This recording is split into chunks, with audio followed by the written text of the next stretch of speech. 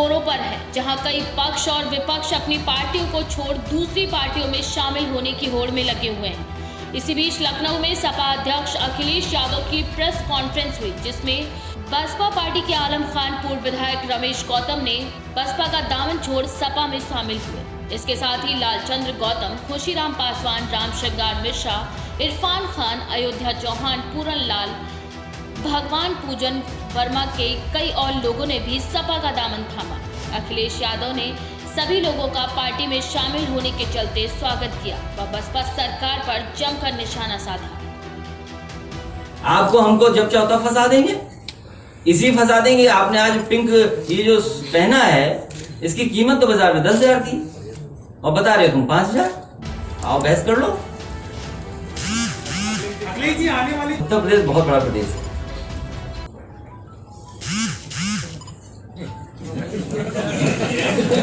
CA के पक्ष में समाजवादी पार्टी नहीं थी। समाजवादी पार्टी ने सबसे पहले कहा था कागज नहीं दिखाएंगे, जरूरी यह है कि देश में जातियां भी गिनी जाएं।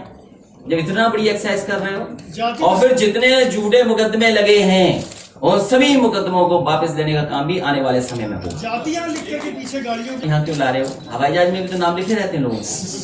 मुजफ्फरनगर दंगों के जो आरोपी थे उनके मुकदमे वापस हो गए तीनों के। जब मुख्यमंत्री और उप मुख्यमंत्री ने दोनों पहले दिन मुकदमे वापस ले लिए थे, इनसे क्या उम्मीद करोगे आप? पार्टी और हम सब लोगों को इतनी खुशी इस बात की, गर्व है कि समाजवादी विजन पे ये सरकार चल रही है। बताइए आप, पूर्वांचल एक्सप्रेस किसका है? इस मेट्रो पे फोटो जरूर लगा ली, लेकिन फोटो वहीं तक लगी है जहां तक समाजवादियों ने बनाई। आप सोचो कभी कि क्यों नहीं बना पा रहे आगे? अरे अपने घर में नहीं बना पा रहे, दूसरे जिलों का उद्घाटन शिलान्यास कर रहे हैं आप याद कीजिए, मुख्यमंत्री जी ने कहा कि हम गोरखपुर में मेट्रो देंगे। अब गोरखपुर वाले अभी तक इंतजार कर रहे हैं कि मेट्रो कब मिलेगी। वो आगरा का शिलान्यास कर रहे हैं और जगह का शिलान्यास कर रहे हैं। गोरखपुर में कब मेट्रो आएगी? अगर उनका खुद का विजन होता तो शायद गोरखपुर में आती, क्योंकि ये विजन समाजवादी सरकार का था। इसलिए आगरा में मेट्रो आई, इसलिए कानपुर में मेट्रो आई, बनारस की मेट्रो को शुरू नहीं कर रहे हैं लोग। इसलिए साइकिल ट्रैक आज भी काम आ रहा है। और मैं वेस्ट बंगाल के लिए यही कहना चाहता हूं, वेस्ट बंगाल की जनता से यही कहूंगा, ये भारतीय जनता पार्टी इसी तरह नफरत से राजनीति करती है, लोगों को डरा के धमका के पार्टी में शामिल करती है।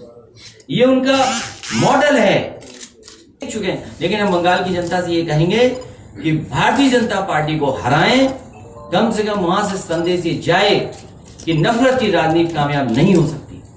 प्रदेश में जल्दी पंचायत चुनाव होने जा रहे हैं, समाजवादी पार्टी के पंचायतों में इस तरह से कब्जा माना जाता था। कब होगा तारीख बता दो। जल्दी होने वाला है। अब आपको बताओ, मुझे तो नहीं पता। तैयारी है सरकार की। अब जब तारीख आ जाएगी तो बता देंगे आपको। अभी तो फिलहाल कुछ दिखाई नहीं दे रहा। गाजियाबाद में एसआईटी समाजवादी की होगी, तुम जिसकी चाहो की जांच करा लेना। ये तरीका है भारतीय जनता पार्टी का। लेखपाल तुम्हारा, एसडीएम तुम्हारा, डीएम तुम्हारा, एडीएम तुम्हारा, डेथ वारंट तैयार हो रहा है। मैं सरकार से जानना चाहता हूं, सरकार का लगातार ये बात आती है कि वो एमएसपी देंगे।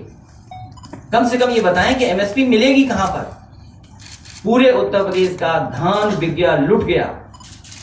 किसान को कहां एमएसपी मिला, ये भारतीय जनता पार्टी के लोग बताएं।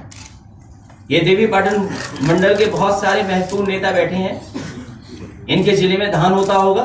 भूल जाइए, हमें धान की कीमत नहीं मिली। ये बैठे हैं वैद्यनाथ दुबे जी, बताओ आपके यहाँ धान होता है कि नहीं होता है? ये चेयरमैन कमरुद्दीन साहब बैठे हैं, धान है कि नहीं है?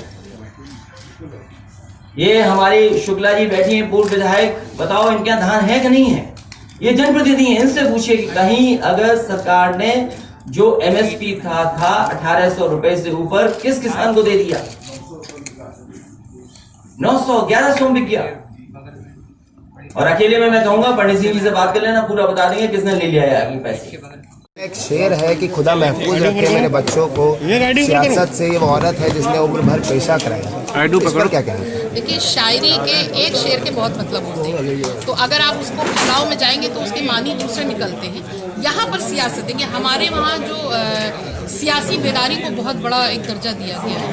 मौलाना अली मियां रहमतुल्लाह अलैह कहते थे कि जिस कौम में सियासी बेदारी नहीं होती है वो बहुत पीछे रह जाती है। तो मुझे नहीं लगता कि इस शेर का यहाँ से कोई ताल्लुक है। सियासत को सही मानों में किया जाए तो बहुत बेहतरीन है।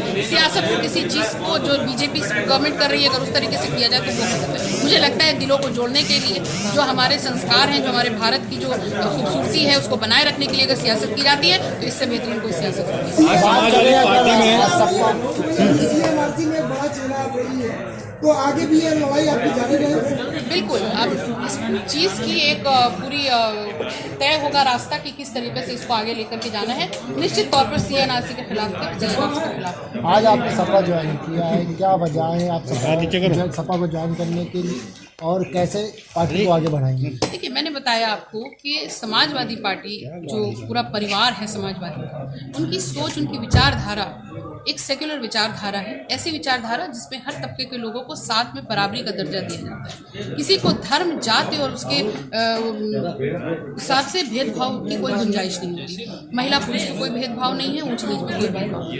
यही चीज़ें हैं। और उसके बाद जो राष्ट्रीय अध्यक्ष जी ने हम लोगों का जो मनोबल पिछले साल बढ़ाया था और हम इस लड़ाई को आगे लेकर के गए और किस तरीके से आज भी वो लड़ाई जारी है, उसमें राष्ट्रीय अध्यक्ष जी का बहुत बड़ा हाथ है और हमें उम्मीद है आगे भी उनकी सरपरस्ती हमें मिलती है। लखनऊ से केकेडी न्यूज संवाददाता विनय मिश्रा की रिपोर्ट।